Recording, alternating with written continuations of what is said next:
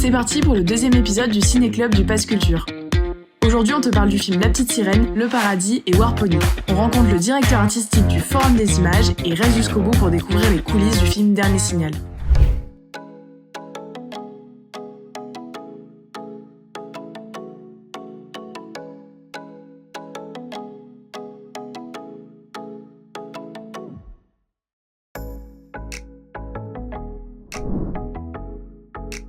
Bonjour à tous, moi c'est Clément. Moi c'est Ambre. On va vous parler du film Le Paradis qui est sorti en salle le 10 mai. Pour faire simple, Le Paradis donc, raconte l'histoire d'un jeune incarcéré qui fait quoi ? Qui s'apprête à sortir de la maison d'arrêt ou du centre pour délinquants, pour mineurs délinquants, mais un jeune homme va arriver dans ce centre et ça va un peu changer sa vision de la sortie et sa vision de la vie en fait en général. Pourquoi t'as autant de tatouages ? Pourquoi t'en as aucun ? C'est pas ici que vous allez pouvoir vivre ça.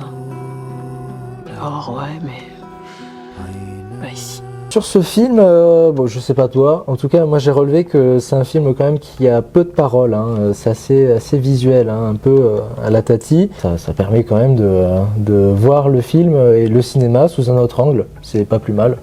Je sais pas ce que t'en penses. Comme tu disais, il n'y a pas beaucoup de paroles et donc je pense qu'on peut souligner le jeu d'acteur des acteurs parce que c'est vachement plus dur de jouer sans paroles. Et là, ils font vraiment ressentir plein de choses juste avec leur corps, avec leurs expressions, avec leurs gestes. Et ça, je trouve que c'est hyper intéressant. Et moi, par exemple, il y a une scène qui m'a marquée. Et c'est une scène où tous les mineurs, tout le groupe de mineurs, ils sont en train de faire un atelier de rap, je crois. Et il y a Joe, le personnage principal, il rappe et il fait un texte qui est hyper poignant et il est un peu enragé. Enfin, il exprime tout ce qu'il ressent, il exprime toute sa rage et c'est le seul moment du film où on comprend ce qu'il ressent, où on comprend ce qu'il pense, où on en apprend plus sur son histoire. Et ça fait vraiment un moment dans le film où, on apprend plus de trucs et après ça redevient un peu mystérieux et moi perso j'ai pleuré à cette scène là parce qu'il y avait plein de trucs et voilà, je sais pas si toi aussi t'as une autre scène qui t'a marqué comme ça. Il y a une scène qui me revient, c'est je sais pas si tu vois, tu sais là, Joe donc revient de la juge et la juge lui a dit 3 mois.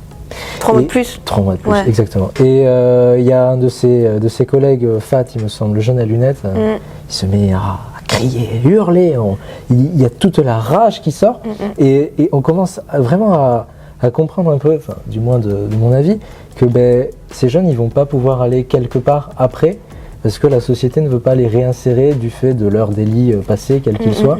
Et c'est vrai que ça c'est quand même fort, quoi, ça. Oh ah ouais, merde, on sait pas où ils vont, quoi. Une des raisons pour lesquelles je pense qu'on pourrait recommander ce film, c'est que hors de l'histoire d'amour qui se passe entre le personnage principal et un autre personnage, ça c'est vraiment une histoire centrale, mais je trouve que le plus intéressant dans ce film, c'est le contexte autour, c'est tout le centre de détention, la vie quotidienne en fait dans ce centre. C'est quelque chose qu'on connaît pas, sauf si on a été dans un centre comme ça. C'est même différent de la prison, parce qu'il y a plein de films sur la prison, mais ça on connaît pas vraiment les centres pour mineurs. Et je trouve du coup que c'est un film assez social et qu'on apprend vachement de choses qu'on pense pas tous les jours. On apprend des choses sur le quotidien d'autres gens qui sont pas des gens privilégiés ou des gens qui ont une vie un peu plan-plan, peut-être comme la nôtre. Oui, et on s'en rend pas compte qu'il y a des gens qui vivent ça en même temps que nous, quoi. Oui. En fait, moi je pense que il n'y a pas vraiment de public type pour ce film. Je pense qu'un peu tout le monde pourrait voir ce film parce que, comme je disais tout à l'heure, c'est un film assez social et je pense que ça peut contribuer à l'ouverture d'esprit de tout le monde et à la connaissance et c'est un film qui fait apprendre des choses. Donc voilà, moi je pense que c'est un peu pour tout le monde, pour les jeunes mais pas que. C'est vrai. Voilà, c'est ça que je dirais.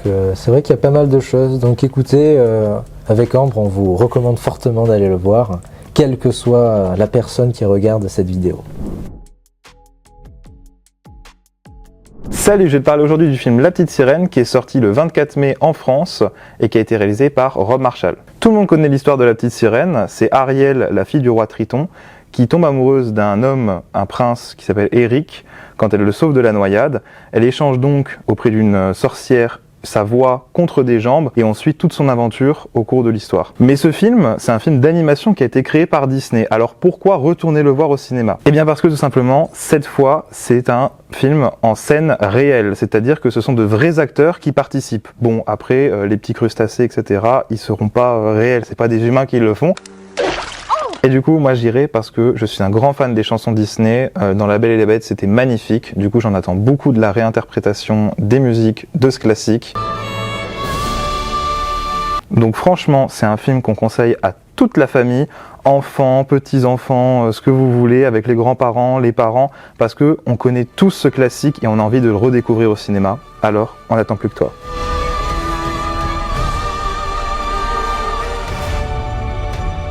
Salut, moi aujourd'hui je vais te parler du film War Pony, réalisé par Riley Keough et Gina Gamer, sorti le 10 mai 2023 en salle. War Pony nous plonge en immersion dans le quotidien assez difficile de deux jeunes hommes qui vivent dans la réserve de Pine Ridge.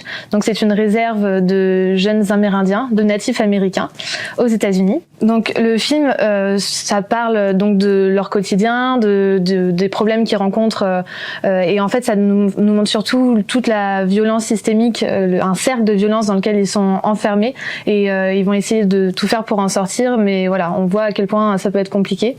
Like trying to start my own business. Alors j'ai beaucoup aimé ce film car non seulement habituellement on n'accorde pas forcément de place aux natifs américains au cinéma, ou alors quand c'est le cas ça va plus être des westerns qui vont stéréotyper ces natifs américains, et donc là le film déborde vraiment d'authenticité et à chercher à aller au plus près du quotidien réel de ces gens. Je recommande également le film car les jeunes acteurs sont brillants, surtout pour leur âge, c'est leur premier rôle et ils jouent avec une justesse qui est vraiment impressionnante. Autrement, le film est visuellement sublime. On a pas mal de plans d'ensemble qui montrent justement les beaux paysages américains, notamment les Grandes Plaines. Celui-ci s'inscrit un petit peu dans la même veine qu'American Honey, donc où en fait on filme des jeunes qui sont dans un désir de liberté immense et qui vont tout faire pour s'en sortir, malgré une société qui va les marginaliser et se mettre au travers de leur chemin. Ce film est un coup de cœur du Ciné-Club du Pass Culture, donc je vous recommande vivement d'aller le voir. Everything's gonna be different this time. Alors je suis Fabien Gaffet, directeur artistique du Forum des Images, qui est une institution culturelle au cœur de Paris et qui programme à la fois du cinéma, du jeu vidéo, de la bande dessinée, des nouvelles images, et qui abrite aussi une école de création numérique qui s'appelle le TUMO Paris. En quoi vous pourriez dire que ce lieu il est unique? Je pense qu'il est unique parce que ici on explore et on expérimente beaucoup de choses. À la différence par exemple de cinéma à essai ou par exemple d'une cinémathèque qui doit se cantonné, et c'est très bien, un cinéma plus classique, nous on peut aller faire se rencontrer un film avec une pratique de jeu vidéo en direct, monter quelque chose autour d'une BD avec un dessinateur qui va venir dessiner en direct, et voilà, on a cet aspect expérimental vraiment, et je pense que voilà, on est unique par cette liberté à la fois de création et de proposition en plein cœur de Paris. Comment voyez-vous ce lieu dans 20 ans ? À partir du moment où la salle devient un lieu encore plus convivial et d'échange, et qu'on n'est pas juste là pour voir un film, mais qu'on accompagne aussi ce film, c'est-à-dire comment on fait que les images de manière générale circulent, qu'elles viennent de BD, de jeux vidéo ou d'ailleurs, et comment les artistes se rencontrent. Ça pour moi, je pense que ça, une intelligence artificielle ne pourra jamais le proposer. J'espère, en tout cas.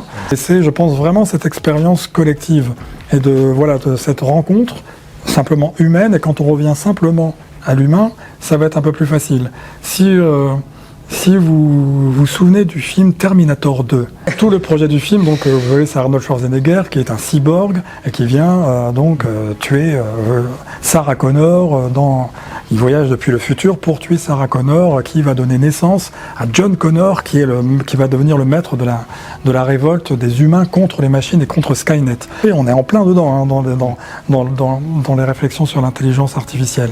Schwarzenegger est donc le cyborg, très méchant dans le premier, un peu plus gentil dans le numéro 2. Et c'est donc une machine à qui on apprend à avoir des émotions. Et à la fin, James Cameron va filmer quasiment le suicide ou la mort d'une machine. Ce qui est, on s'en fiche à la limite, qu'une machine. Mais là, on a une émotion et le Terminator va pleurer. Eh ben, les larmes du Terminator, c'est un peu notre travail. C'est-à-dire comment face à un algorithme, comment face à une intelligence artificielle, on va redonner un petit peu d'émotion et d'incarnation à tout ça.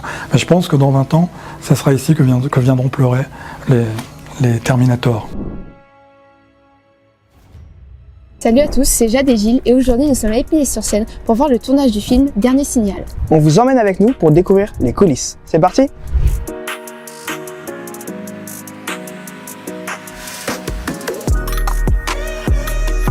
Moi j'ai beaucoup aimé comment dans une simple pièce, avec juste des décors, des effets spéciaux et tout ça, on peut créer un film. Je trouve ça fou quand même.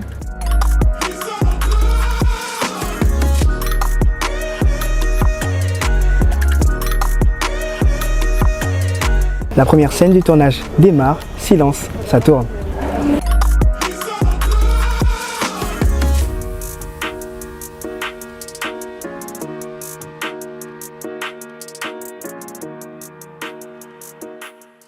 Bon, du coup, on refait, voilà, scène 6, action. Bonjour à tous, moi c'est Clément. Ah, d'accord. Ah, purée, ça va être long, désolé. On recommence, scène 7.